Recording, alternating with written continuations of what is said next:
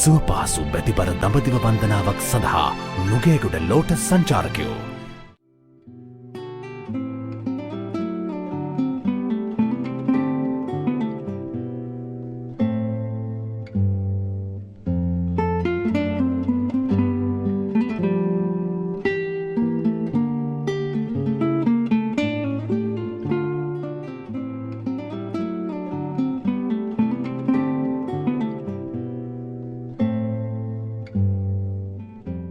Nugegoda Lotus සංචාරකයින්ගෙන් අසිරිමත් දඹදිව වන්දනා කොළඹ සිට දිල්ලිය දක්වා ගුවනින් දුම්රිය ගමන් නොමැත.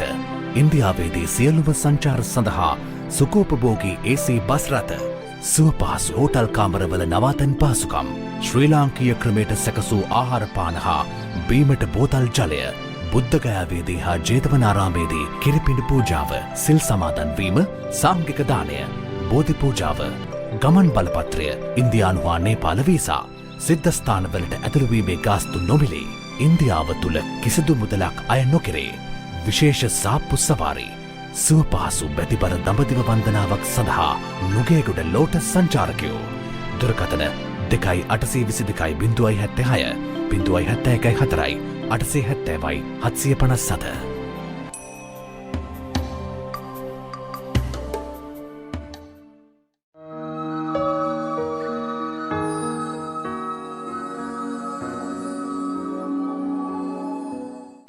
බෞද්ධයන් විසින් වන්දනාමාන කළ යුතු ස්ථාන 4ක් ගැන බුද්ධ දේශනාවේ දැක්වේ.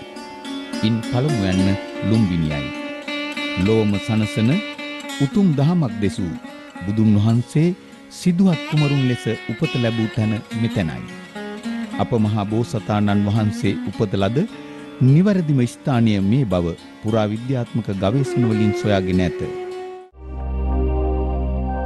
සුවපහසු බැතිබර දඹදිව වන්දනාවක් සඳහා නුගේගොඩ ලෝටස් සංචාරකයෝ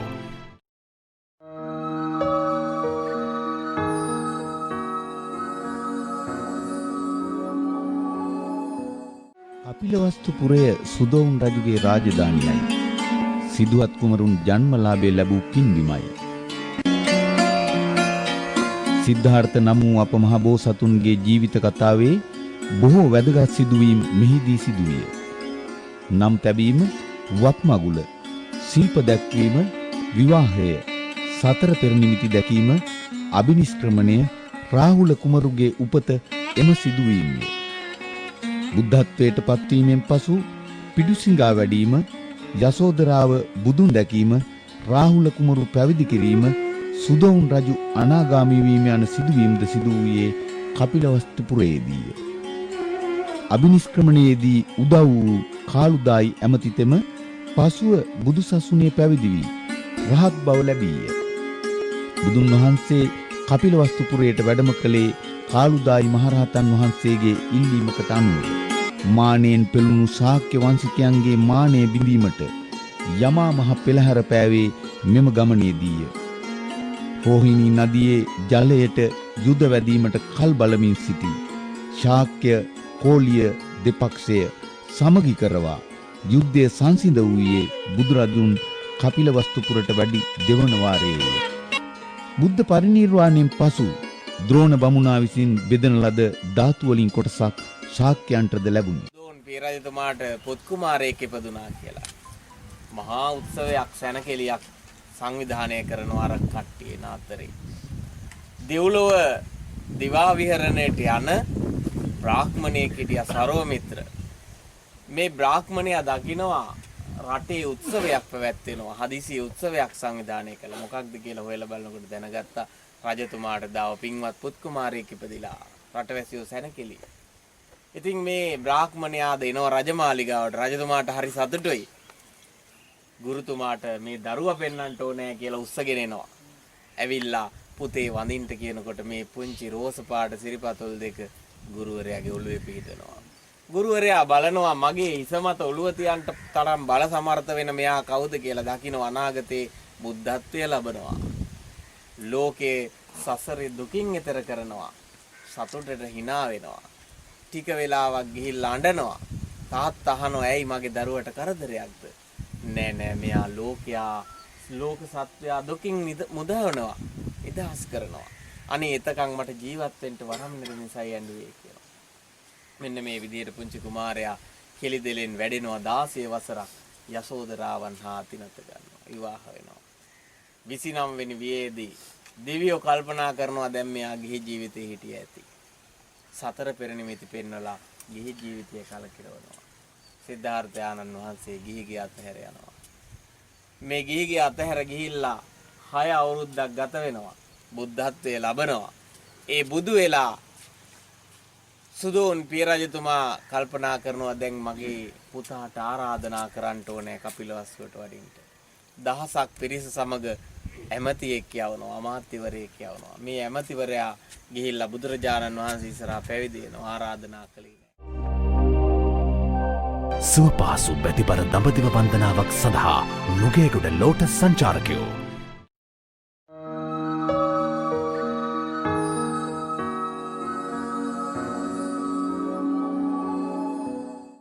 බවුන් වඩන තපසුන් තම සිත් සමාධියෙන් පුරවා ගැනීමට සුදුසු තැන් සොයා යන්නට පුරුදුව සිටියේ බුද්ධෝත්පාදයටත් පෙර සිටය. පුරා 6 වසරක් ශරීරයට අධික දුක් දෙමින් අප මහ බෝසතුන් දුෂ්කර ක්‍රියා කළ ස්ථානය පුංචි කඳු මුදුනක පිහිටි ගුහාවකි. දුංගේශ්වරී නම් දේවිය වාසය කළ ගුහාව හැටියට පූජාවට පාත්‍රව තිබූ මෙය බුදු බව ලැබීමට පෙර යන අරුතෙන් ප්‍රාග් බෝධිය නම් විය. මෙම ගුහාව මුල් කොටගෙන ටිබෙට් ලාමාවරුන් පන්සලක් ඉදි කිරීම නිසා ගුහාවේ මුල් ස්වරූපය වෙනස් වුවද එහි සිදුහත් තවුසා දුෂ්කර ක්‍රියා කරන අයුරු දැක්වෙන පිළිම වහන්සේ නමක් දැකිය හැකිය. මිහි සුළු මොහොතක් භාවනා සුවයෙන් රැඳී සිටියේදී සිතට දැනෙන නිරාමිෂ ප්‍රීතිය අපට කියාපාන්නේ එදා අප මහ බෝසතුන්ට සත්‍ය අවබෝධයේ මුල් පියවර තබන්නට මේ පින්බිම කෙතරම් නම් ඉවහල් වන්නට ඇද්ද යන්නයි. 6 අවුරුද්දක් තිස්සේ දුෂ්කර ක්‍රියා කරපු උතුම් පුණ්‍ය භූමියට ඒ භාග්‍යවත් සම්මා සම්බුදුරජාණන් වහන්සේ මහ බෝසතාණන් වහන්සේ හැටියට මේ මනුලොව බිහි වෙලා ඉපදිලා උන්වහන්සේ 16 වෙනි වියේදී යසෝදරාවන් හා තිනතගත විවාහ වුණා. ඒ සිද්ධාර්ථ කුමාරයා රාජ සම්පත් විඳිමින් වැඩ ඉඳන 29 වෙනි අවුරුද්දේදී උන්වහන්සේ ගිහිගේ අතහැර යනවා. ඒ ගිහිගේ අතහැර ගිය මහබෝසතාණන් වහන්සේ පළමු කොටම වැඩම කරන්නේ රජගහ නුවර පාණ්ඩව පර්වතය ළඟට. පාණ්ඩව පර්වතයේ අසල ඒ වනාන්තරේ වැඩ ඉන්න බෝසතාණන් වහන්සේ පිණ්ඩපාතේ වඩිනකොට බිම්බිසාර මහරජතුමාට ආරංචි වෙනවා දැනගන්න ලැබෙනවා. ඊටාම තරුණ භද්‍ර යෞවනයේ පසු වෙන කෙනෙක් කහවත් දරාගෙන මේ රාජධානිය පුරා පිණ්ඩපාත යනවා. චරපුරුෂයෙක්ද දන්නේ නැහැ, ඔත්තුකාරයෙක්ද දන්නේ නැහැ. ඒ නිසා මේ ගැන හොයලා බලන්න පිටක් කළා. බිම්බිසාර රජතුමත් ආවා. විශේෂයෙන්ම කවුද කියලා හොයලා බලන්න. ඇවිල්ලා කතා කළා. පැහැදුනා. සංසුන් ප්‍රසන්න ඉඳුරන් නැති මහබෝසතාණන් වහන්සේ දැකලා පැහැදුනා. පැහැදිලා කියනවා ස්වාමීනි මාත් එක්ක එකතු වෙලා රජකම් කරමු කිව්වා. බෝසතාණන් වහන්සේ කියනවා මම රජකම හොයාගෙන ආපු ගමනක් නෙමෙයි. මම මේ ජීවිතේ පරම නිෂ්ඨාව හොයාගෙන යන්නේ. මේ දුක කෙලවර කරන මාර්ගය හොයාගෙනයි යන්නේ. ඉවදෙමින් මැරෙමින් යන සංසාර ගමන නතර කරන මාර්ගය හොයාගෙනයි මම යන්නේ කිව්වා. බිම්බිසාර මහරජතුමා කියනවා ස්වාමීනි ඒ හොයාගත් ධර්මයේ පළමු කොට මට දේශනා කරන්න බුද්ධත්වයේ අවබෝධ කරගෙන පළමු කොටම මගේ රාජධානියට වඩින්න කියලා ආරාධනා කළා. බෝසතාණන් වහන්සේ ගුරුවරු හොයාගෙන යනවා. භාග්‍යව කියන තාපසයා ළඟට ගියා. පංච සමාපත්තිය උපදවා ගත්තා ඊටාම් කෙටි කාලයකින්. උද්දක රාමපුත් ආලාර කාලාම කියන ගුරුවරු හොයාගෙන ගිහලා සත්‍ය සමාපatti, අෂ්ට සමාපatti, විදර්ශනා ඥාන, අභිඥා ඥාන ආදී ඥාන දර්ශනයන් ලබා ගත්තා. සිරුරට අධික දුක් දීම නිවැරදි මඟ නොවන බව තේරුම්ගත් අප මහ බෝසතාණෝ එදා ක්‍රිස්තු පූර්ව 528 වැන්නේ වෙසක් පුර 15වක පුන් පොහෝ දින දුෂ්කර ක්‍රියා අත්හැර මැදුම් පිළිවෙතින් ධාන මගට පිවිස තිබුණි. සුජාතා නම් වූ සිටු දියණිය කිරිපිඩු පූජා කළේ මේ මොහොතේය. ගයාව බුද්ධ ගයාව වූයේ චතුරාර්ය සත්‍ය අවබෝධ කරගත් අප මහ බෝසතාණෝ සියලු කෙලෙස් නසා අසම සම වූ බුද්ධත්වයේ අවබෝධ කරගත් හේිනි. සුජාතා සිටු මාලිගය, වජ්‍රාසනය, බුද්ධ ගයා මහා විහාරය ආදී බුදුන් වහන්සේ ලොවට පහළ වූ බුද්ධ ගයා පින්බිමේ ඇති විවිධ වූ ස්ථාන දෑසින් දැක පින් පුරවා ගන්නට ඇතනම් එය කෙතරම් නම් භාග්‍යයක්ද. ස්වාමියෙක් ලැබෙන්න පින්වන්ත. ඒ ස්වාමියාට දාව පුත් කුමාරයෙක් ලැබෙන්න කියලා ප්‍රාර්ථනා දෙකක් කරලා තිබුණා. මේ ප්‍රාර්ථනා දෙකම ඉෂ්ට වුණා. සුජාතාව වර්ෂයක් පාසා මේ නුගරුකට ඒ වෙච්ච බාරය ඔප්පු කරනවා. අපි වගේ වැඩේ කරනට පස්සේ බාරය අමතක වෙන්නේ නෑ. සුජාතා කොහොමද බාර වුනේ? කිරි ආහාරයක් පූජා කරනවා කියලා. ඒ කිරි ආහාරය ලේසියෙන් හදපු එකක් නෙමෙයි. 1000ක් දෙනුන්ට වැල්මී කවලා ඒ දෙනුන්ගෙන් දොවාගත්ත කිරි 500ක් දෙනුන්ට පොවනවා. ඔහොම අඩු කරගෙන ඇවිල්ලා දෙනුන් 8 දෙනෙක්ගෙන් කිරි දොවාගෙන 8 දෙනෙක් දෙනුන්ගෙන් කිරි දොවාගෙන මේ කිරි ආහාරයක් සකස් කළා. සකස් කරන අතරේ පුන්නා කියන දාසියට කියනවා ඔබ ගිහිල්ලා නුගගහයට පිරිසිදු කරන්න කියලා. පුන්නා මේ ඈත එනකොටම දකිනවා දුෂ්කර ක්‍රියාව අතහැරලා පහළට වැඩම කරපු මේ මහබෝසතාණන් වහන්සේ මෙතන වැඩ ඉන්නවා. පුන්නාට සතුටු සිතක් ඇති වෙනවා. හරිම ලස්සන සුකුමාල කුමාරයෙක්. දුවගෙන ගිහිල්ලා පුන්නා දාසිය කියනවා සුජාතාවට සිටු දියණියනි අද නම් මහා ආශ්චර්යයක්. අන්න ඔබතුමියගේ පිනට මේ දාණය බාර ගන්න පූජාව බාර ගන්න රුක් දෙවියෝ ගහෙන් බිමට බහැලා කිව්වා. පුන්නට කියපු කතාව අහලා සුජාතා සිටු දේවියට හරි සතුටක් ඇති වුණා. ඒ මොහොතේම ඇයව දාසභාවයෙන් නිදහස් කළා කියනවා. එහෙම කරලා අන්න පුන්නා කියන මේ දාසියත් එක්ක සිටු දියණිය සේවිකාව පිරිවරාගෙන රන් තලියකට කිරි ආහාර බෙදලා රන් තැටියකින් වහගෙන ඉස තියාගෙන ආවා කියනවා. ඇවිල්ලා බෝසතාණන් වහන්සේට පූජා කරලා කියනවා ස්වාමීනි මගේ මනදොල ඉෂ්ට වුණා. ඒ වගේම ඔබ වහන්සේ යම් ප්‍රාර්ථනාවක් කරනවා නම් ඒකත් සඵල වෙන්න කියලා ඉල්ලීමක් කළා. ප්‍රාර්ථනාවක් කළා.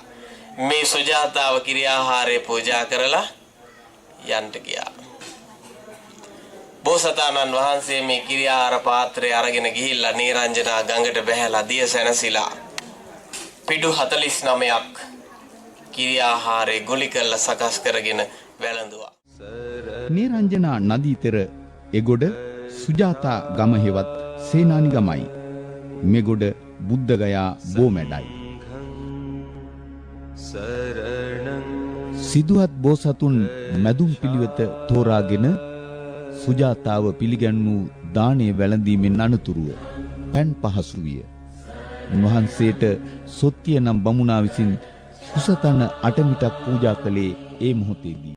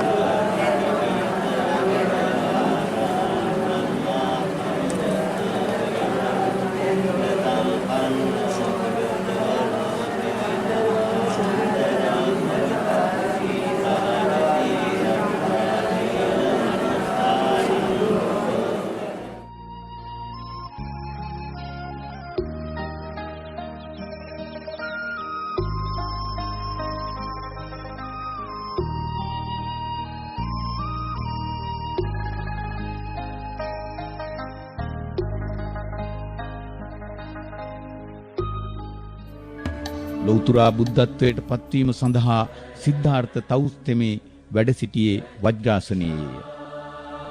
මෙම වජ්‍රාසනය පූජනීය වස්තුවක් ලෙස සලකා එහි වටා ඉදිකළ වජ්‍රාසන විහාරය බුද්ධගයා මහා විහාරයයි. වීරදේව නම් වූ භික්ෂුන් වහන්සේ මුලින්ම මෙම විහාරය ගොඩනැංවූ බව පැවසෙන අතර හින්දු බ්‍රාහ්මණයෙකු විසින් එය තරමක් දුරට විශාල කොට සාදවා ඇත. අඩි 170ක් උසට මෙම විහාරය ගොඩනංවා රන් පිළිම තැන්පත් කරන්නට කටයුතු කර ඇත්තේ ධර්මාශෝක මහරජතුමා විසිනි. වරින් වර නටමුන් වෙමින්ද විනාශ වෙමින්ද නැවත ශක්තිමත්ව ගොඩනැගෙමින්ද තිබූ බුද්ධගයා මහා විහාරයේ වඩා හිඳුවා ඇති පිළිම වහන්සේ පිළිබඳ පුවතද අසිරිමත් බවක් උසුලායි. අංග සම්පූර්ණ ජීවමාන බුදුරුවක් නිර්මාණය කිරීමට කිසිවෙකු ඉදිරිපත් නොවූ තැන බ්‍රාහ්මණ වේශයෙන් මෛත්‍රී බෝසතුන් මෙහි තැන්පත් කර ඇති බුදු පිළිමය නිර්මාණය කර ඇති බව පැවසේ. දඹදිව වෙහෙර විහාර සතුරු උවදුර වලට පත් වූ අවස්ථා ගණන විශාලය. නමුත් බුද්ධගයාවේ පිළිම වහන්සේට කිසිදු හානියක් කිරීමට මේ කිසිවෙකුට හැකි වී නැත. සුගත තථාගත සදහම් ගඟුලින් නිවි සැනසෙන ලොව පුරා බුදුන්වන් මේ පිළිම වහන්සේ අභියස සුළු මොහොතක් බවුන් වඩා ලබන නිරාමශ වූ සැනසුම බුද්ධගයා විහාරයට පාප තැබූ දිනක ඔබටද දැනෙනු ඇත. එකතු කරපන්. අපි නම් මොකද කරන්නේ? තෝගේ මේක තියාගන්න කියලා නේද? කියනවද නැද්ද? කියනවා. තියාගත්තෝගේ මේ මලේ ලව් අපිට ඕනේ කියලා. ඉසිකල් යනවා. අර තරුණයා මොකද කළේ? අරගෙන. ඒ ටික අරගෙන ගියා. භාග්‍යවතුන් වහන්සේ වෙනුවෙන් දුන්නේ. ඒ නිසා මේ ටික අරගත්තා. අරගෙන ගිහිල්ලා තිබ්බා. දැන් මෙයාට සැකයි. මෝ ගිහිල්ලා විසිකරයිද දන්නේ කියලා සේවකයෙක් පිටත් කරලා යවුවා. බලන්න. සේවකයෙක් පිටත් කරලා යවනවා. අර මේ ටික විසිකරයිද කියලා බලන්න කිව්වා. සේවකයා ගිහින් බලාගෙන හිටියා. මෙයා ගිහිල්ලා මේ සෙට් සිටුරේ දීපු ටික කියලා දැන් පැත්තකින් තිබ්බා. සේවකයා විත් කිව්වා විසිකලේ නෑ. එයා ඒ ටික පැත්තකින් තිබ්බා. අරන් තිබ්බා කිව්වා. නෑ උනාට ගිහින් බලන් හිටපන් දාන වෙනකොට ඕක දායිද දන්නේ. මෙන්න එකින් දානෙට මුසු කරනවා. මේ සෙට් සිටුරේ දීපු ටික කියලා ඒකත් මුසු කළා. සෙට් සිටුවරයා කල්පනා කළා මෙහෙම වුණාට මේක බුදුහාමුදුරුවෝ ළඟ ගිහිල්ලා මාව ලැජ්ජාවටපත් කරයිද නැහැ ගිහිල්ලා අහගෙන ඉන්න ඕනේ කියලා. පිහියෙකුත් දිනේ හංගගෙන ගියා සවැත් නුවර ජේතවනාරාමයට. අපිත් පිහිය හංගගෙන ආවද නේද? ඇසින් එකට අහුණා ඒ කාලේ වැසින් තිබුණේ නැහැ හංගගෙන ගියා. ගිහිල්ලා ඉන්නෝ පිටිපස්සට වෙලා. දැන් බුදුරජාණන් වහන්සේට දානය පූජා කරලා මේ තරුණයා ඇවිත් කියනවා ස්වාමීනි භාග්‍යවතුන් වහන්සේ ඔබ වහන්සේ කෙරෙහි උදෙසා දානය පූජා කරන්න මම සූදානම් වෙලා ගමේ ගෙයක් ගානේ ගියා. නොදැන මාකල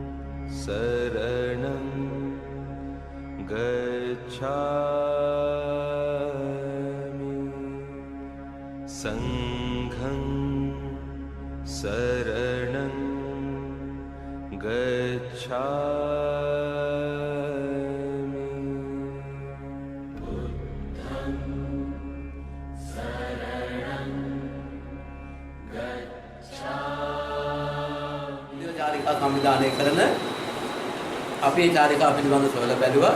නමුත් අපි කීප දෙනෙක් තෝරාගත්තා ලෝටස් ආයතනය. ඒ ලෝටස් ආයතනය ගිහිල්ලා කතා කරලා ඒ තොරතුරු අහගෙන තමයි අපි මේ චාරිකාව සඳහා ලෝටස් ආයතනය තෝරගත්තේ. ඒ වගේම තමයි අපි මම ගුරුවරයෙක් අවුරුදු 35ක සේවා කාලයක් තිබුණා. ඒ කාලය තුල අපි දරුවන්ට බුද්ධ ආගම ඉගැන්නුවා. දහම් පාසලේ දරුවන්ට දහම් අධ්‍යාපනය දුන්නා. ඒ දහම් අධ්‍යාපනය සහ බුද්ධ ආගම ගන්නකොට අපි මේ සිද්ධාස්ථාන දැකලා නෙවෙයි, සියසින් දැකලා නෙවෙයි අපි ළමයිට ඉගැන්වුවේ. අපි ළමයිට ඉගැන්වුවේ පොතපත පරිශීලනය කරලා ඒ දැනුම උපයෝගී කරගෙන තමයි ඒ දහම් අධ්‍යාපනය දුන්නේ. අද තමයි මට තේරෙන්නේ අපි මේ ගමන මීට අවුරුදු ගානකට කලින් ආවනම් කොච්චර හොඳට ළමයිට උගන්වන්න දැනුම ලබා දෙන්න තිබුණාද? මොකද අද තියෙන වාසනාංග එක යා වීඩියෝ කරලා මල්ටිමීඩියා දාලා අපි සියසින් දැක දැනුපුදාගත්ත දේවල් ළමයින්ට ඒ ආකාරයෙන් උගන්වලා ඒ ළමයින්ගේ හිත හදලා මේ වගේ චාරිකාවන් ඇවිල්ලා ඒ දරුවන්ගේ ආත්මය සුවපත් කරන්න හැකියාව තිබුණා. මට මතකයි අපේ පාසලේ සමහර ගුරු මහත්මයන් ළඟදී ගිහිල්ලා ඉන්නා අපිට පුංචි බුදුපිළිම ප්‍රත්‍යක් කළා මම මොකද ළඟදී ගිහිල්ලා ඔය කොච්චරයි. ඉතින් එහාට කිසිම කතන්දර මොකොත් එහෙම කිව්වේ නැහැ. නමුත් මම කල්පනා කළා අපි ගිහිල්ලා මේ පිළිබඳව පොතක් සකස් කරලා ඒ පොත අපි ලෝටස් ආයතනයට දෙවනවා.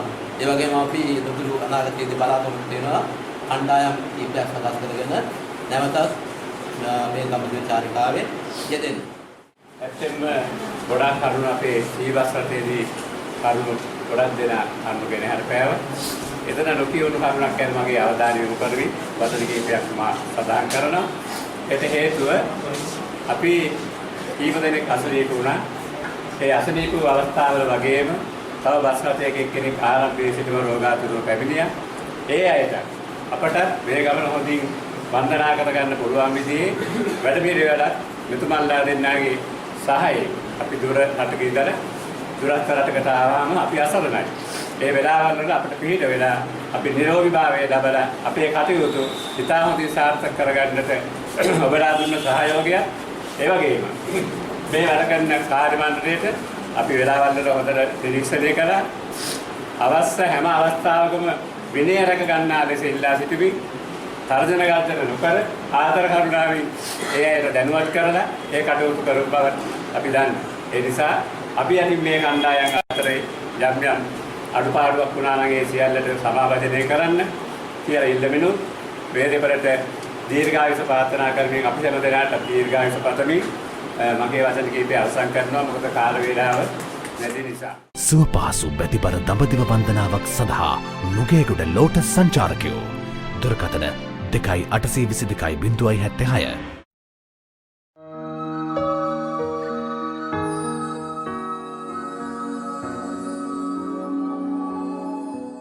එක් පසකින් වරුණ නදියයි අනෙක් පසින් අස්සි නදියයි ඒ අතර පිහිටි නුවර බරණැස් නුවරයි. ප්‍රථම ධර්ම දේශනාව දේශනා කළ බුදුන් වහන්සේට පස්වග තවුසන් සම්මුඛ වූ ස්ථානයේ ධර්මාශෝක නිරිදුන් නිදි කළ චෛත්‍ය සම්මුඛ චෛත්‍යයයි.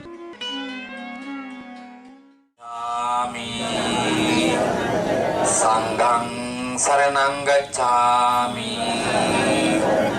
ဒ ුතියම්පි බුද්ධං සරණං ගච්ඡාමි ဒ ුතියම්පි ධම්මං සරණං ගච්ඡාමි ဒ ුතියම්පි සංඝං සරණං ගච්ඡාමි တတိယံ පි සංඝං සරණං ගච්ඡාමි පාණාති පාතා වේරමණී සික්ඛාපදං සමාදියාමි අදින්නා දාන වේරමණී සික්ඛාපදං සමාදියාමි ආමේ සුමිච්ඡාචාරා වේරමණී සික්ඛාපදං සමාදියාමි සාවාදා වේරමණී සික්ඛාපදං සමාදියාමි සුරාමේරේ මජ්ජපමා දට්ඨානා සමාදියාමි. ඔබ හැම දිනාගේම ජීවිතේ බලාපොරොත්තුවා ප්‍රාර්ථනාවක් තිබුණා. බෞද්ධයෙකු හැටියට ජීවිතෙන්න පුළුවන් වටිනා ගමන, උතුම් ගමන, දඹදිව වන්දනා ගමන පැමිණිලා බුදුහාර වැඩ හිටිය සුත භූමිය වලට ඇවිල්ලා දන් දීලා සිල් සමාදන් වෙලා බුදුහාමුදුරු වන්දනා කරා.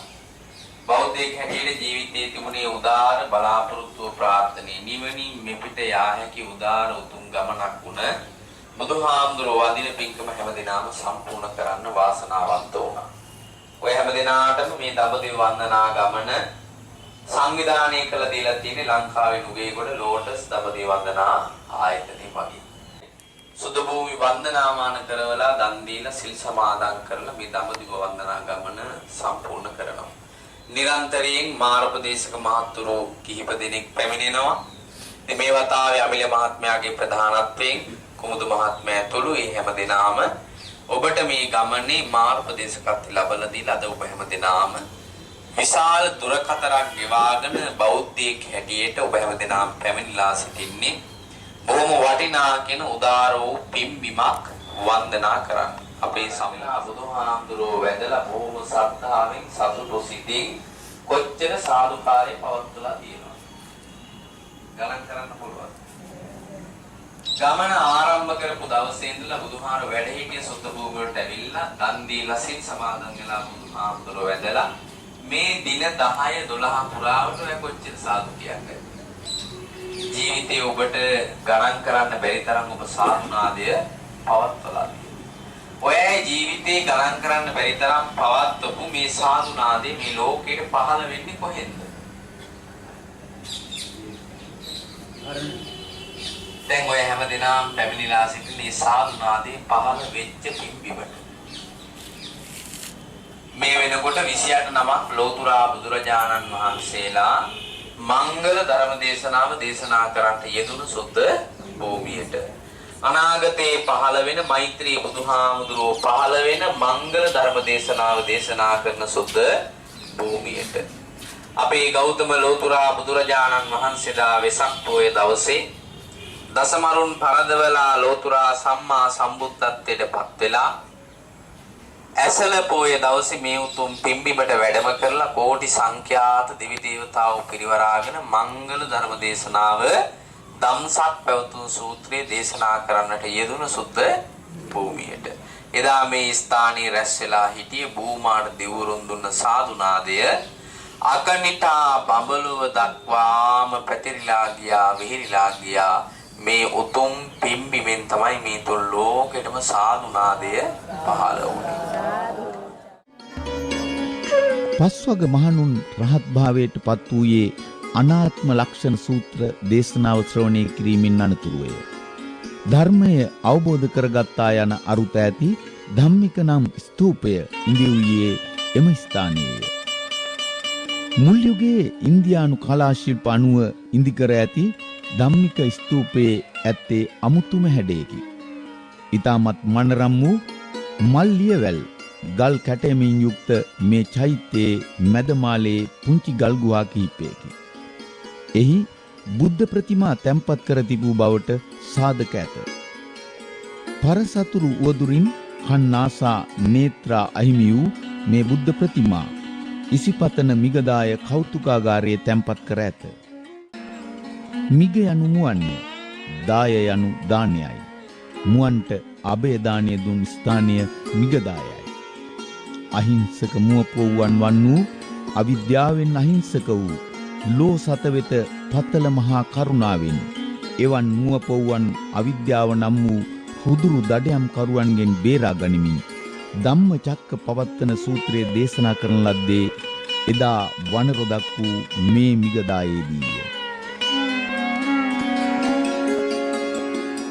බුදුන් උපන් බුදු වූ පිරිනිවන් පෑ දේශේ ඒ උදාර පින්බිමේ බොහෝ උතුම් පූජා වස්තු මතු පරපුර වෙනුවෙන් රැකගන්නට කැපවූයේ ධර්මාශෝක රජතුමාය.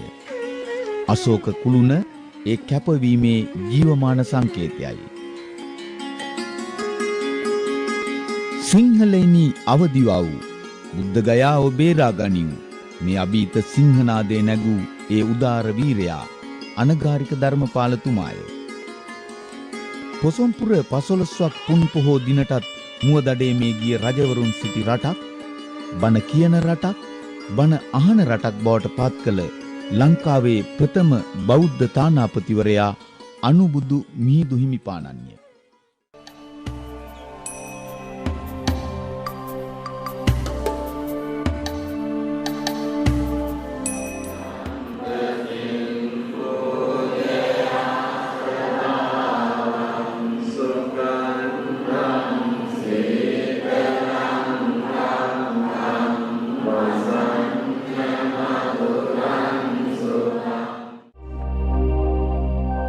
සුවපහසු බැතිබර දඹදිව වන්දනාවක් සඳහා නුගේගොඩ ලෝටස් සංචාරකයෝ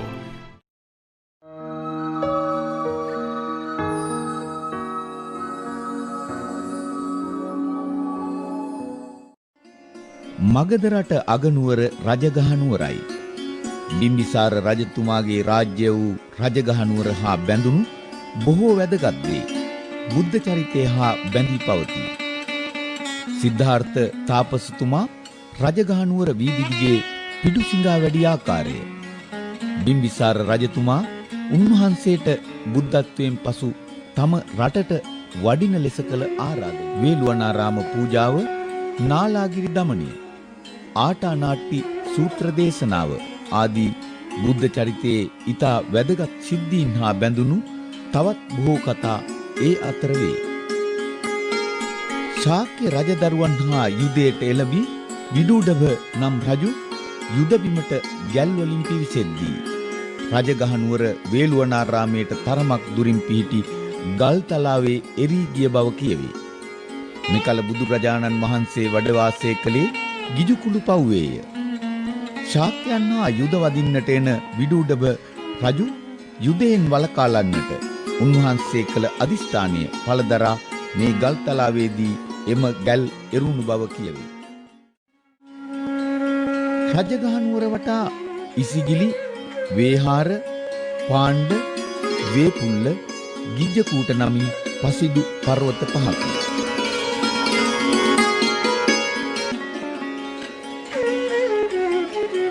ඉසිගිලි පව්වේ පසේ බුදුවරු 500ක් වැඩ වාසය කළ බවත් උන්වහන්සේලා ආපසු වඩිනු නොදුටු පිරිස් ඉසිවරු ගිල ගන්නා පර්වතයේ ලෙසින් මෙම පර්වතය ඉසිගිලි පර්වතය නමින් හැඳින්වුවේ.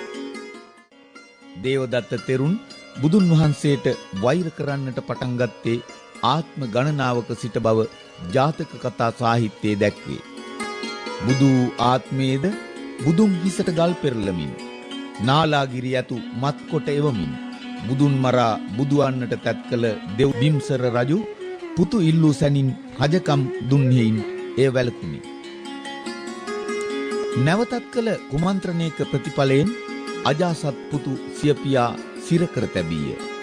බිම්බිසාර රජු සිරකර තැබූ සිරගේ ඇත්තේද රජගහනුවරයි. වත්මන සිරගේ දැක්වීම සඳහා රවුම් ගල් යොදා ගල්වැටි සහිත බැම්මක් ඉදිකර ඇත. පුරාවිද්‍යා කැණීම්වලදී මෙහි තිබී මාංචුවකට සමාන උපකරණයක් හමුවීම නිසා මෙය බිම්බිසාර සිරගේ බවට ඇති මතය වඩාත් තහවුරු වේ. මෙම සිරගේ පිහිටා ඇත්තේ ගිජ්ජකූට පර්වතයට සමීපවේ. කාශ්‍යප මහ රහතන් වහන්සේගේ ප්‍රධානත්වයෙන් ප්‍රථම මහා ධර්ම සංගායනාව පවත්වන ලද්දේ වේහාර පර්වතයේ අසල සප්තපන්නි ගුහාවේදීය. අන්න සප්තපරණී කියන රොක්කත්තන ගස් තියෙන්නේ මේ වටේ. මේ බාර පර්වතයේ පාමුල සප්තපරණී කියන ගල් ගුහාව තියෙන්නේ. ඒ ගුහාව ඉදිරි පිට හදපු මණ්ඩපයක තමයි පළවෙනි ධර්ම සංගායනාව පැවැත්වුවේ. භාග්‍යවතුන් වහන්සේ පිරිනිවුණාට පස්සේ සුබද්ද කියන භික්ෂුවක් කියනවා අපි නිදහස්. අපිට නීති දාන්න කෙනෙක් නැහැ. දැන් අපිට කැමති දේවල් විතරක් කරන්න පුළුවන්, අකමැති දේ නොකර ඉන්න පුළුවන්. අපිට නීති දාන්න කෙනෙක් නැහැ. මේ මහා ශ්‍රමණයාගෙන් අපි මිදුණා කිව්වා. කවුද ඒ කිව්වේ? සුබද්ද. අර සුබද්ද නෙමෙයි ඈ. අර අන්තිමට රහත් වෙච්ච සුබද්ද නෙමෙයි, මේ වෙන කෙනෙක්. ඉතින් මේ සුබද්ද කියන හාමුදුරුවෝ මේ වචනය කියනවා මහා කාශ්‍යපයන් වහන්සේට ඇහුණා.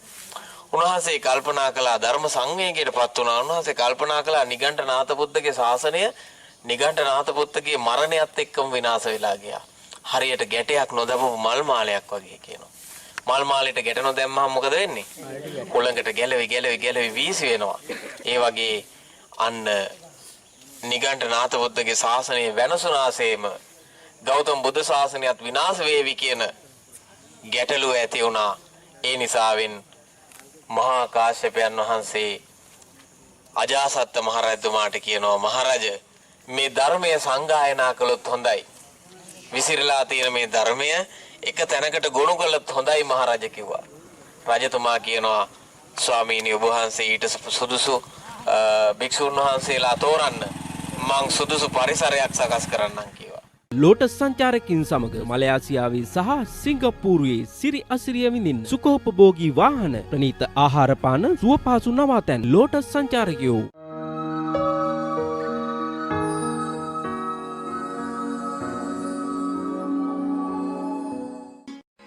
බුදුරජාණන් වහන්සේ වස්සාන කාලයේ ගත කළ ස්ථාන අතුරින් වැඩි වාර ගණනක් වස්වසා ඇත්තේ ජේතවනාරාමයේය.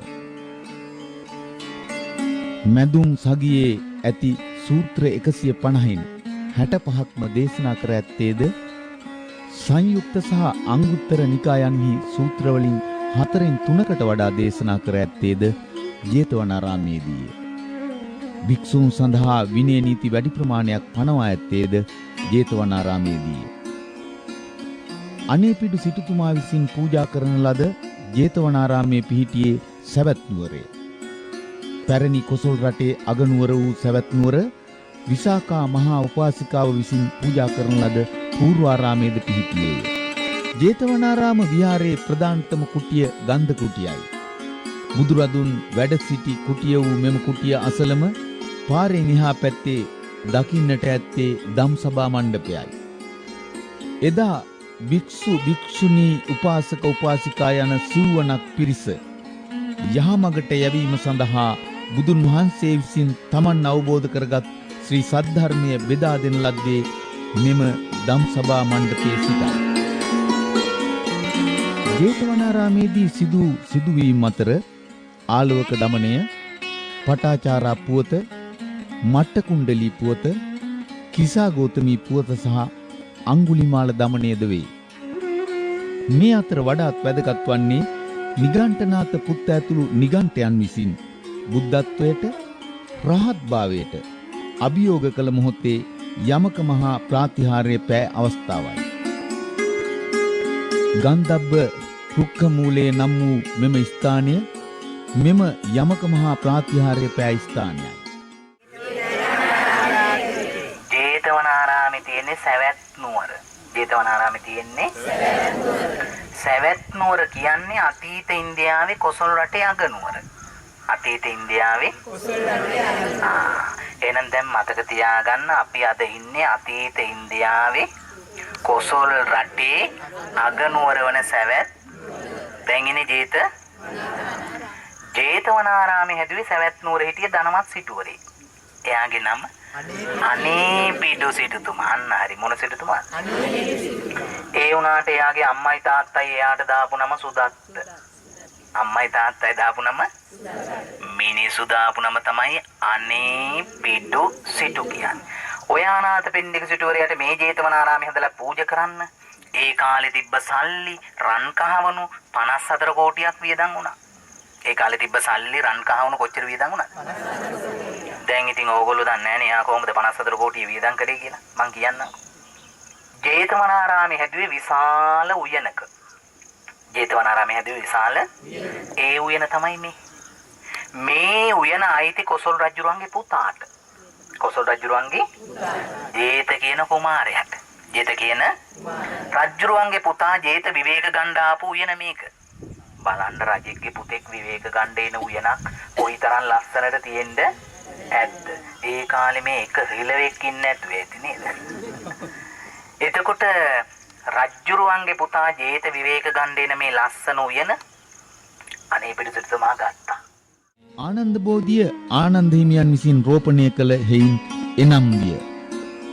බුදුන් වහන්සේ ජේතවනාරාමේ වැඩ සිටි සමයේ උන්වහන්සේ දැක වැඳ පුදා ගන්නට පැමිණෙන මහජනයාගේ ඉල්ලීම මත බුදුරදුන් අනුදැන වදාළ පරිදි ගයාවේ පිහිටි ජයශ්‍රී මාබෝ සමිඳුන්ගේ බීජයක් රැගෙන විත් ජේතවනයේ ඉදිරිපිට රෝපණය කර ඇත.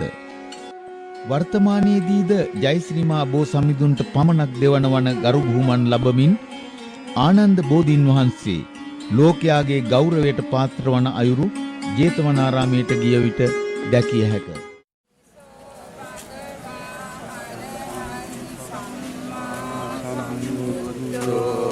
විද්‍යාචරණ සම්පන්න දේව මනුස්සානම් බුද්ධෝ භගවා අරහං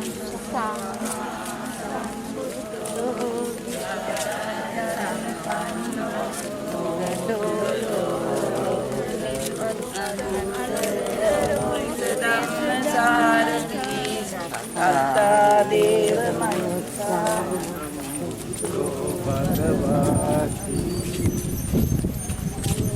එහෙම ඉන්න කාලේ බුදුරජාණන් වහන්සේට උපස්ථාන කරේ කවුද? ඒ ආනන්ද හාමුදුරුවෝ තමයි ජේතවනයේ හිටිය මුගලන් මහරහතන් වහන්සේට කියන්නේ බුද්ධ ගයාවේ ශ්‍රී මහා බෝධියෙන් පුංචි ගෙඩියක් ගෙනත් දෙන්න කියලා. එහෙම කිව්වාම ජේතවනයේ හිටිය මුගලන් රහතන් වහන්සේ මොකද කරේ? බුද්ධ ගයාවේ ශ්‍රී මහා බෝධීන් වහන්සේ ළඟට 이르දියෙන් වැඩියා. ශ්‍රී මහා බෝධියෙන් චූටි ගෙඩියක් අරගෙන ඕන් 이르දියෙන් අහපව මේ ජේතවනයේට වැඩියා. භගවතෝ අරහතෝ සම්මා සම්බුද්දස්ස ඉතිපිසෝ භගවා අරහං සම්මා සම්බුද්ධෝ විද්‍යාචරණ සම්පන්නෝ සුගතෝ ලෝකවිදු අනුත්තරෝ පුරිස ධම්මසාරති සත්තා දේව මනුස්සානං බුද්ධෝ භගවාති සුගන්ධං සීතලං කප්පං පසන්න මధుරං සුභං පානීය මේතම් භගවා පතිගන්නාතු මුත්තම අදිවාසේ තුනෝ බන්තේ කිලාන පච්චයන් ඉමං අනුකම්පං උපාදාය පතිගන්නාතු මුත්තමං අදිවාසේ තුනෝ බන්තේ බේසජ්ජං පරිකප්පිතං අනුකම්පං උපාදාය පතිගන්නාතු මුත්තමං අදිවාසේ තුනෝ බන්තේ සබ්බං සත්තාය පූජිතං අනුකම්පං උපාදාය සරණං ගච්ඡාමි ධම්මං සරණං ගච්ඡාමි. ජේතවනාරාමයේ ගැන සඳහන් කරද්දී ඒ සමගම කියවෙන්නේ අනේපිඩු මහා සිටානෝය. අනේපිඩු සිටු මැදුරද ජේතවනාරාම පූජා භූමි ප්‍රදේශයේදී අපට දැකගත හැකිය. අචිරවතී නදියට සමීපව අනේපිඩු සිටු මැදුරත් විසාකා නිවසත් රජමාලිගයක් පූර්ව ආරාමයක් ළඟ ළඟම තිබූ බවට තොරතුරු ගවේෂණයන්ගෙන් සොයාගෙන ඇත. පසේ නදී කොසල් රජතුමාගේ ඇමතිවරයෙකු වූ අනේපිඩු සිටානෝ රජගහ නුවර සීතවනයේදී බුදුමනාසා උපාසකයෙක් විය. ජේතනම් කුමරුගේ උයන රන් කහවණුවෙන් වසා එය හිමි කරගෙන ආරාමයකට අවශ්‍ය කරන සියලු අංගයන්ගෙන් සම්පූර්ණ කළ බුදුන්ට පූජා කර ඇත. බුදුරජාණන් වහන්සේ යමක මහා ප්‍රාතිහාර්ය පාපු භූමියක් කියලා. යමක කියන්නේ දෙකයි. මොනවද ප්‍රාතිහාර්ය දෙක? ඒ බුදුරජාණන් වහන්සේ අහසේ වැඩ ඉන්නකොට ශරීරයේ එක පැත්තකින් ගිනි ජාලා පිට වෙනවා. අනිත් පැත්තෙන් ජල ධාරා පිට වෙනවා.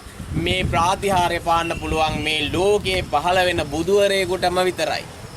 වෙන කිසිදු කෙනෙකුට එකවර සමාපatti දෙකකට සමවදින්න බෑ.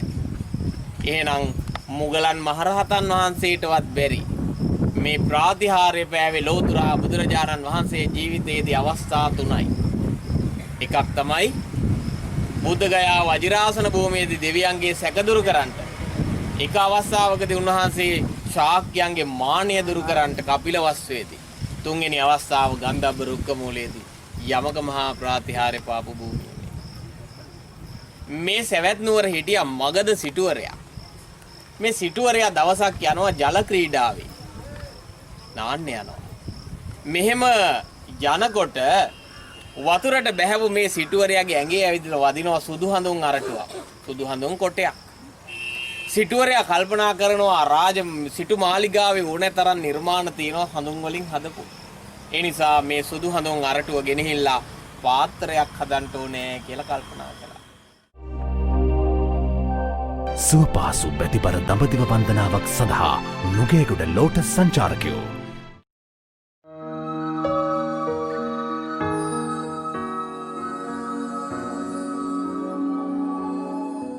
බුදුන් වහන්සේ බුද්ධත්වයට පත්ව සත්වනවස වැඩ සිටියේ තුසිත දෙව්ලොවයි.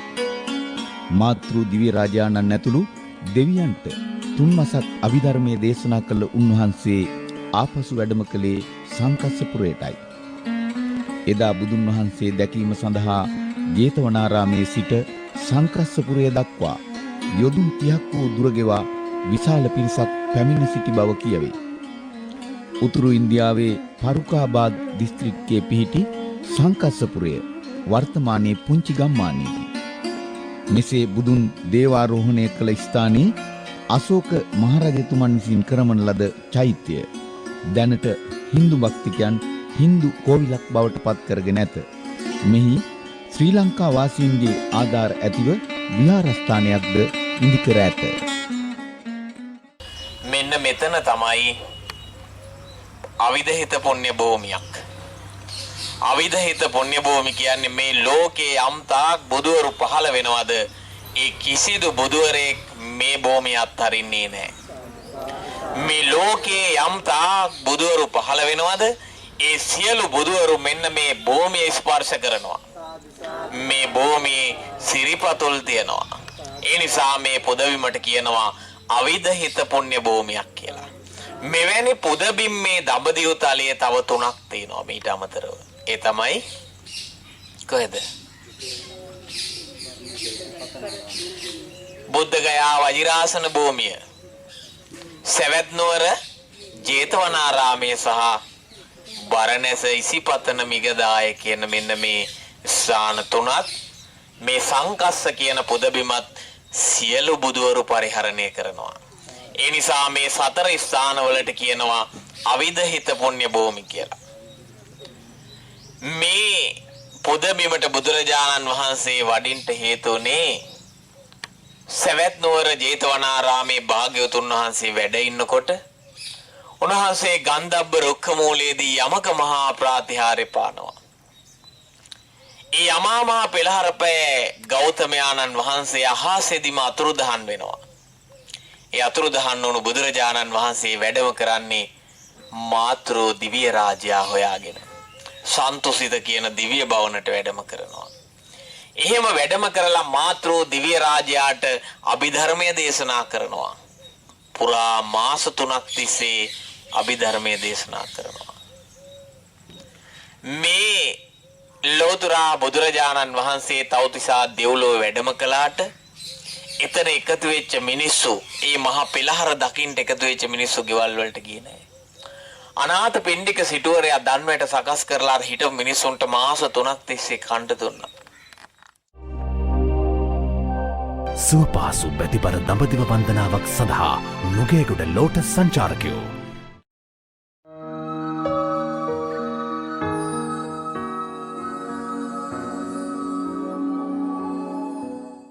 ලිච්ඡවි රජදරුවන්ගේ අගනගරය විශාලා මහනුවරයි. විශාලා මහනුවර බෞද්ධ අපට වැදගත් වන්නේ බුදුරජාණන් වහන්සේ කීපවිටක්ම එහි වැඩම කළ නිසාය. උන්වහන්සේ සිය 5 වන වස්සාන සමය ගත කළේ විශාලා නුවර කූටාගාර ශාලාවේය.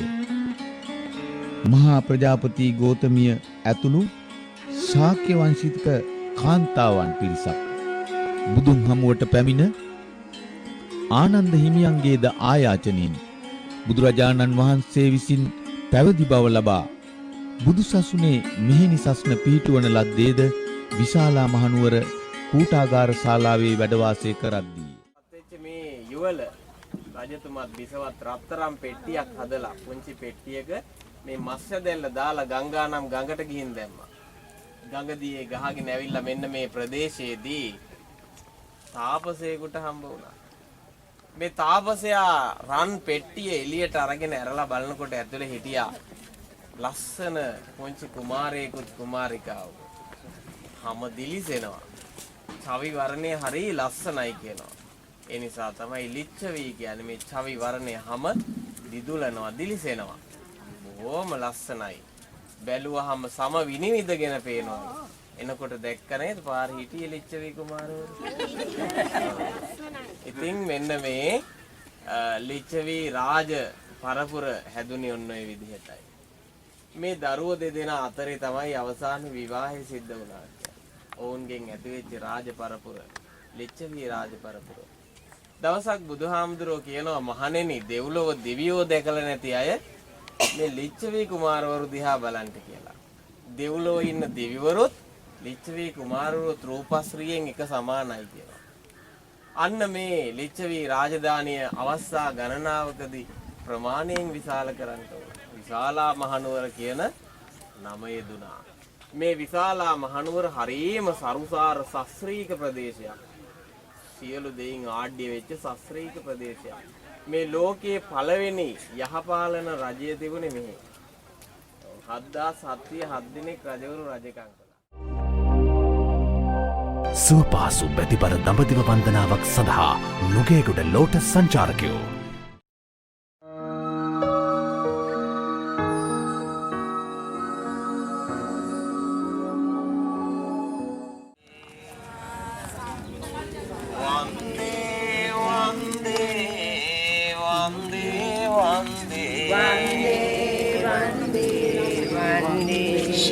සන්දර්මය වන්දේ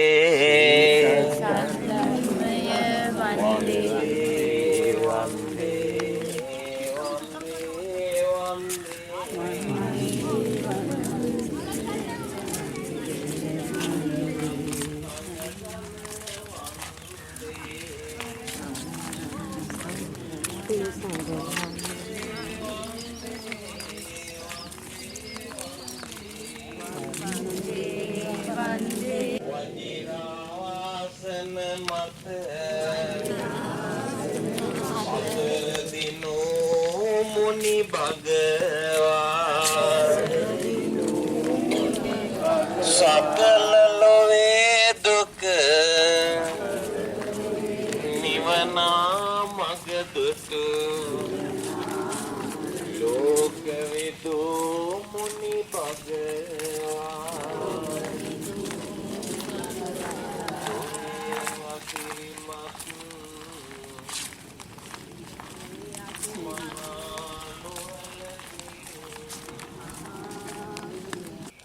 දැන් ඔබ වහන්සේ මනුලොව හිටියා ඇති. ඔබ වහන්සේට දැන් 80 වයස් ගෙවිලා.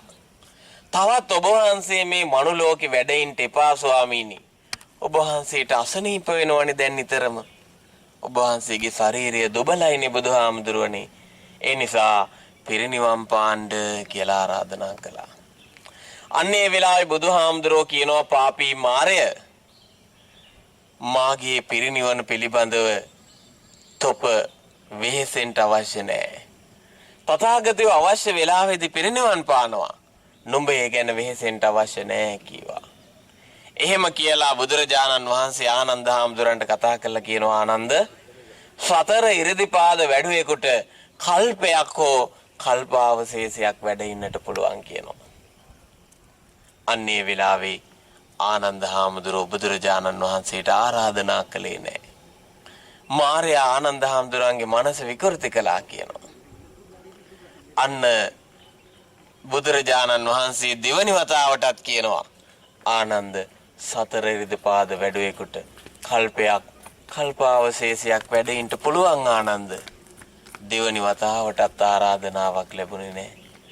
තුන්වෙනි වතාවටත් බුදුරජාණන් වහන්සේ මතක් කරනවා ආනන්ද සතර ඉර්ධිපාද වැඩේකට කල්පයක් ජීවත් වෙන්න පුළුවන් ආනන්ද කියලා. ජඹුගාමේට මේ ආදී ගමින් ගමට වැඩම කරන තථාගතයන් වහන්සේ විඩා හරිමින් හිතලා බලන්න දුබල ශරීරයක් ඇති ඔය ඔබ අපි දකින පින්තූරවල තියෙන සුන්දර රූපය නෙමෙයි. අවුරුදු 80ක් ගත වෙලා හැරමිටියේ වාරුවෙන් උන්වහන්සේ වැඩම කරන්නේ. ඊටාම දුබල ශරීරයෙන් කය වෙහෙසටපත් වෙලා අඩි දෙක තුනක් ඇවිදිනකොට මහන්සි දැනෙනවා. ඔබට අපට වගේමයි. බුදුරජාණන් වහන්සේ කියනවා ආනන්ද මේ කය පවත්වාගෙන යන්න හරිම අමාරුයි. දි รา ගිය කරත්තයක් වගේ ආනන්ද. මේ ශරීරය පවත්වාගෙන යන්න හරිම අමාරුයි. කය දුබලයි ආනන්ද. ඇඟ රිදුම් දෙනවා ආනන්ද. ශරීරය කකියනවා ආනන්ද. හරිම වෙහෙසයි. උන්වහන්සේ ගමින් ගමට වැඩම කරමින් මෙන්න මේ අසල දිවිච්ච චුන්ද කියන කම්මල් කරුවාගේ උයනට වැඩම කරනවා. මේ චුන්ද කියන කම්මල් කරුවාට දැනගන්න ලැබෙනවා ලෝතුරා බුදුරජාණන් වහන්සේ උයනේ වැඩ ඉන්නවා කියලා. චුන්දට දරා ගන්න බැරි සතුටක් ඇති වුණා. සියලු වැඩ කටයුතු නතර කරලා දුවගෙන යනවා බුදුහාමුදුරුවෝ දකින්න. දැකලා උන්වහන්සේට වන්දනා කරනවා. අහෝ මහා වීරයාණනි, ඔබ වහන්සේ පිරිනිවන් පාන්නට වඩින ගමනේදී මගේ උයනට වැඩම කරපු එක මොන තරම් ලාභයක්ද ස්වාමීනි. හෙට දවසේ මට ඔබ වහන්සේ වෙනුවෙන් දානය පූජා කරන්න ඉඩ දෙන්න කියලා ඉල්ලීමක් කළා. භාග්‍යවතුන් වහන්සේ නිහඬ වුණා. අන්න චොන්ද දැනගත්.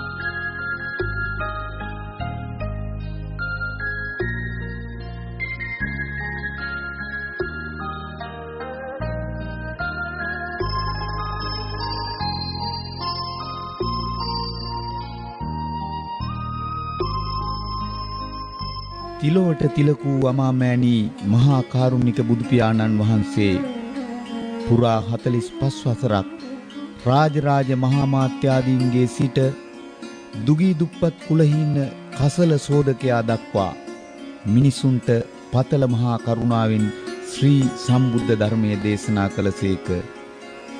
අනිත්‍ය දුක්ඛ අනාත්ම යන ලක්ෂණය ප්‍රායෝගිකව දැකිය හැක්කේ මල් තුලිනි. පිරිනිවන් පාණු පිණිස බුදුරජාණන් වහන්සේ මල්ල රජදරුවන්ගේ සල් උයනට වැඩම කළේ ඒ නිසාය.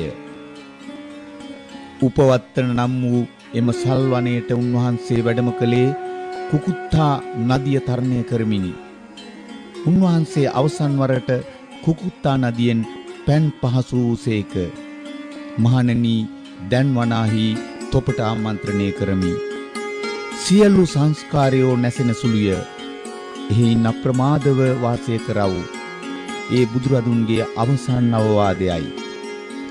ආලාර කාලාම බමුණාගේ ශිෂ්‍ය පුකුස විසින් බුදුරජාණන් වහන්සේට පූජා කරන ලද සලු දෙකෙන් එකක් පෙරවා අනික සැතපීමට එලා දුන් මොහොතේ ශ්‍රී බුද්ධ ශරීරයෙන් ෂඩ් රශ්මි විහිදුණුසේක.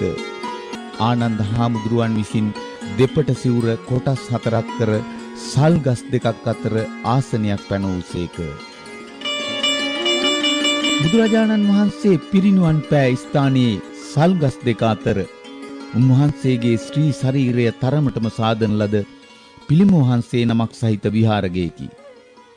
උන්වහන්සේ පිරිනිවන් පා වදාලේ මේ දැන් යයි සිතෙන තරමට උණුසුම් බවක් මේ පිළිම වහන්සේ තුල ගැබ් වී ඇත. ශ්‍රී නේත්‍ර යුවල ශ්‍රී පතුල් 80ක් සිදී තිබෙන ආකාරයට නිර්මිතය. සිරිපතුල් පුපුරා ගොසිනි. මේ පිළිම වහන්සේ නරඹන බොහෝ අය දැඩිසේ ශෝක භරිත වෙති.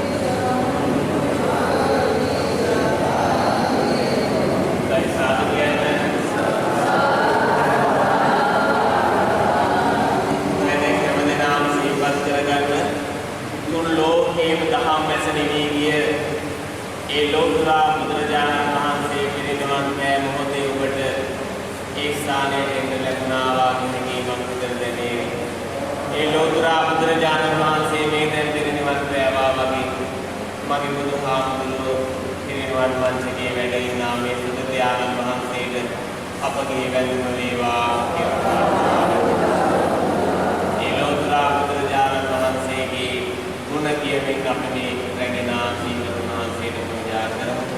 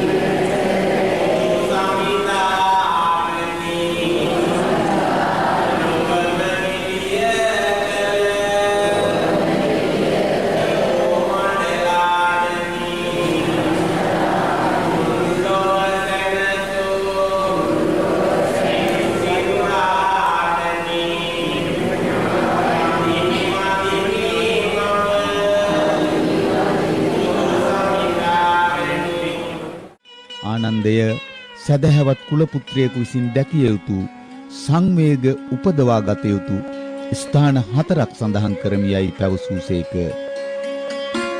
ලුම්බිනිය සිදුහත් උපත සිදු වූ ස්ථානය, බුද්ධ ගයාව බුද්ධත්වයට පත් වූ ස්ථානය, ඉසිපතන මිගදාය ප්‍රථම ධර්ම දේශනා කළ ස්ථානය, කුසිනාරා නුවර මහා පරිනිර්වාණයට පත් වූ ස්ථානය උන්වහන්සේ වදාළ ස්ථාන 4යි. ඉන් පරිනිර්වාණය කළ ස්ථානයේ ඉඳකර ඇති චෛත්‍ය මහා පරිනිර්වාණ චෛත්‍යයයි. මෙම චෛත්‍යරාජයාගේ උස අඩි 167කි. කීප වතාවක්ම අලුත් වැඩියා කොට ඇති මෙම චෛත්‍යයේ තිබූ පුරාවස්තු රැස අතර සංස්කෘතික භාෂාවෙන් ලියන ලද පටිච්ච සමුප්පාදයේ ඇතුළත් සෙල්ලිපියද කුමාරගුප්ත යුගයට අයත් කාසිද අපට ඔප්පු කර පෙන්වන්නේ මෙම ස්ථානය සැබෑ ලෙසම බුදුරජාණන් වහන්සේ පිරිනිවන් පා තැන බවයි. කුසිනාරාවේ මල්ල රජදරුවෝ ඔටුනු පළඳපු ස්ථානය. එහෙනම් මේ රටේ තිබිච්ච රාජකීය තැනක්, මගුල් සම්මත තැනක්, වටිනාම තැනක්. ඉතින් භාග්‍යවතුන් වහන්සේ පිරිනිවන් පෑවට පස්සේ උන්වහන්සේගේ ශ්‍රී දේහය දින 7ක් තිස්සේ මහජන ගෞරවයට මිනිසුන්ට වැඳ පුදා ගන්නට ප්‍රදර්ශනය කරලා තිබ්බා. 7 වෙනි දවසේ භාග්‍යවතුන් වහන්සේගේ ශ්‍රී දේහය කපු පුළුම් පටල වලින් වෙලනවා, සිනිඳු සලුවෙන් වෙලනවා, සඳුන් තෙලින් තෙමනවා. කපු පුළුම් පටලයකින් ඔතනවා, සේද සලුවකින් ඔතනවා, සුදු සඳුන් තෙල් වලින් තෙමනවා. මේ විදිහට 500ක් කපු පුළුම් පටල වලිනොත් 500ක් සේද සලු වලිනොත් ඒතෝ ශ්‍රී දේහය රන් දෙනක් තුල තැන්පත් කරනවා. රන් දෙන කියන්නේ රත්තරණින් හදව පෙට්ටියක් 4 වටේටම සිදුරු තියෙනවා. මේ සිදුරු වලින් තමයි ගිනි දැල් ඇතුල් වෙන්නේ, ශ්‍රී දේහය ආදාහනය වෙන්නේ. ඉතින් භාග්‍යවතුන් වහන්සේගේ ශ්‍රී දේහය රන් දෙන තුල තැන්පත් කරලා මේ මල්ල රජදරුවන්ගේ රාජධානියේ ප්‍රධාන වීදිය දිගේ වැඩම කරනවා. එහෙම වැඩම කරනකොට බන්දුල මල්ලිකාව කියනවා මට භාග්‍යවතුන් වහන්සේ වෙනුවෙන් පූජාවක් කළ යුතුයි අවසාන වතාවට. තථාගත ශ්‍රී දේහය අපේ මන්දිරයේ අංගණයට වැඩම කරවන්නට කිව්වා. වැඩම කෙරෙව්වා. බන්දුල මල්ලිකාව එතුමිය පැලඳපු මේල පළඳනාව මොකක් වගේ තියෙන්නේ නැද්ද මේක? අහලා තියෙනවද? මහ විශාල ආභරණයක් කියනවා. කාන්තාව 3 දෙනයි කියනවා මේක දරන්න වාසනාව ලැබුවේ. සුජාතාවත්, විසාකාවත්, බන්දුල මල්ලිකාවත්. මේ ඔළුවෙන් පටන් ගන්න මේ ආභරණය මොනරෝ දෙන්නෙක් වෙලිලා ඉන්නවා කියන ඔළුවේ උඩ. රත්තරන්. කකුල් දෙක ළඟට එනකම් මොනර පිල් කලඹ තියනවා කියනවා. මේක උස්සගෙන ඉන්න පුළුවන් ඇත්තෝ 10 දෙනෙක්ගේ බලය තියෙන, ශක්තිය තියෙන කෙනෙකුටයි කියනවා. සුවපහසු බැතිබර දඹදිව වන්දනාවක් සඳහා නුගේගොඩ ලෝටස් සංචාරකයෝ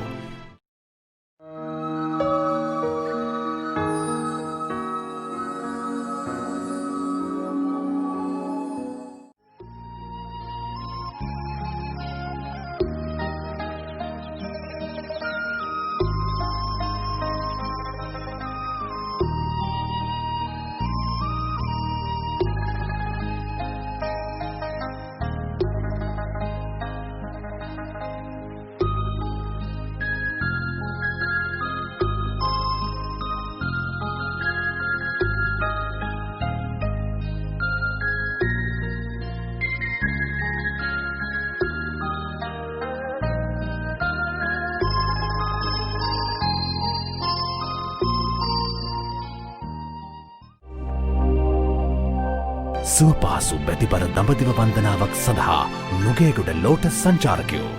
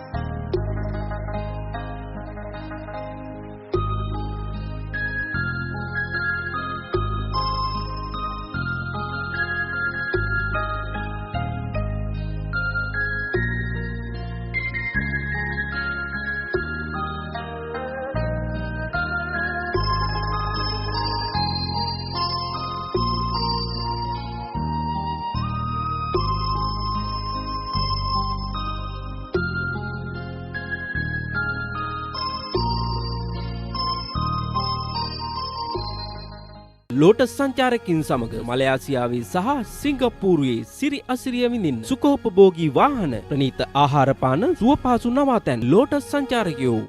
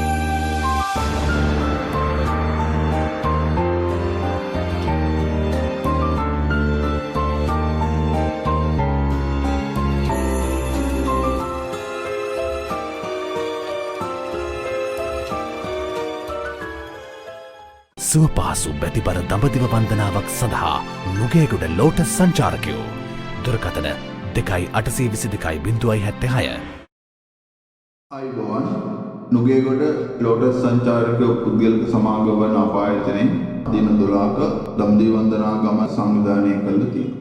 මෙම වන්දනා දිගේදීම සතර ස්ථාන ඇතුළු සියලුම සිද්ධ ස්ථාන වන්දනා කිරීමට පහසුකම් සපයලා තියෙනවා. මේ දින 12 ගමනේ ටජ් මහල් දිල්ලි සංකස්සත් ඇතුළත් කළා තියෙනවා. අපායතනයේ කිසිවිටක ඉන්දියාවේ චෙන්නයි නගරය හා දඹදිව ගමන් සංවිධානය කරන්නේ චෙන්නයි වල සිට කිලෝමීටර් 3000 පමණ ඈතින් පිහිටි බුද්ධගයාවට නැත්නම් දිල්ලියට කොළඹ සිට ඍජු ගුවන් ගමනකින් ගොස් එතන සිට වායු පීඩන බැලුම් සහිත සුඛෝපභෝගී AC බස් එකකින් තමයි සිද්ධ ස්ථාන වන්දනා කරන්නේ. නවාතන් ගන්නේ සංචාරක හෝටල් වල පමණයි. කිසිවිටකත් අපි පන්සල් විශ්‍රාම ශාලා වල නවාතන් දෙන්නේ නැහැ. ශ්‍රී ලංකාවේ කෑම වගේම බීමට බෝතල් වතුර Tamanට අවශ්‍ය පරිදි සීමාවකින් තොරව බුෆේ ක්‍රමයට ලබා දෙනවා. Tamanගේ බඩු බාහිර ආදී තේක උණු වතුරක හැමදේම කාමරේටම ගිහිල්ලා දෙන්න 7 දෙනෙක්ගේ කාර්ය මණ්ඩලයක් යොදවලා තියෙනවා. පයින් ගමන් කරන ස්ථාන එකක්වත් නැහැ. සමහර ස්ථාන තියෙන බස් එක යන බැරි තැන් ඒ තැන් වලට අපි ක්ලිප්පත වලින් එක්කගෙන යනවා. ඉන්දියාවේදී කිසිදු අමතර මුදලක් අය කරන්නේ නැහැ. මෙම වන්දනාවේදී බුද්ධගයාවේදී සහ ජේතවනාරාමයේ ස්ථාන දෙකේදීම කිරිපිඩි පූජා, තිල් සමාදන් වීම, සාංගික දාන, බෝධි පූජා ප්‍රමුඛ ස්ථානයක් ගන්නවා. කොළඹින් ඈත දුර බැහැර ඉන්න කෙනෙකුට අප ආයතනයට පැමිණෙන්නේ නැතුව දුරකථන නම්තුමක් දීලා අපගේ ගිණුම් අංකය ලබාගෙන කොමර්ෂල් බැංකුවෙන් රුපියල් 10000 මුදල් තැන්පත් කරලා රිසිට් පත අපි වෙත ෆැක්ස් කිරීමෙන් තමන්ගේ ආසනය වෙන් කරගන්න පුළුවන්. ඒ වගේමයි පාස්පෝර්ට් වීසා ලබා ගන්නත් මෙහාට එන්න අවශ්‍ය නැහැ. තමන්ගේ පළාතේ ප්‍රාදේශීය ලේකම් කාර්යාලයෙන් නොමිලේ ලබා දෙන පාස්පෝර්ට් ෆෝම් එක ලබාගෙන ඒක පුරවලා අවශ්‍ය ලිඛිත සමග ලියාපදිංචිත බැලෙන් අප වෙත ලැබීමෙන් ඒ සියලුම දේ අප විසින් කර දෙනු ලැබේ. අපි සමග වන්දනාව යන වන්දනාකරුවන් අපෙන් ආන ප්‍රශ්න 3ක් තියෙනවා. එකක් තමයි මෙච්චර අඩු මුදලකට කොහොමද මෙතරම් පාසුකම් දෙන්නේ? අංක 2 මේ තරම් දක්ෂ මාර්ග උපදේශකවරුන් කොහෙන්ද සොයාගත්තේ? මේ වගේ මෙච්චර දක්ෂ අය ලංකාවේ ඉන්නවාද? අංක 3 අපේ ගෙදරදී නොලැබෙන ධර්මයේ සත්කාරයක් ඉන්දියාව තුළදී ලැබුණා. ඒ කියන්නේ අපි මේ අයගේ බඩු බාහිර ආදී තේක උණු වතුර එක කාමරයට ගිහිල්ලා දෙන විතරක් නොවේ අපේ 7 දෙනාගේ කාර්ය මණ්ඩලයෙන් එක්කෙනෙක් දිනපතා කාමරයට ගිහිල්ලා මේ අයගේ දුක සැප හොයනවා. යම් කෙනෙක් අසනීප වෙලා තියෙනවා නම් එයා වෛද්‍යවරයෙක් ගාවට එක්කගෙන ගිහිල්ලා ප්‍රතිකාර ආරම්භ දීම ආදී සියලුම සේවාවන් මේ 7 දෙනාගේ සපයනවා. සෑම ඉරිදාම සවස් 5 සිට 6 දක්වා ටීවී රූපවාහිනියෙන් ප්‍රකාශනය වන ලෝටස් සදහම් චාරිකා වැඩසටහනට පූර්ණ අනුග්‍රහය දක්වන්නේ නුගේගොඩ ලෝටස් සංචාරක වෙන අපායතනය. ස්තුතියි. ඔබ සැමට තෙරුවන් සරණයි.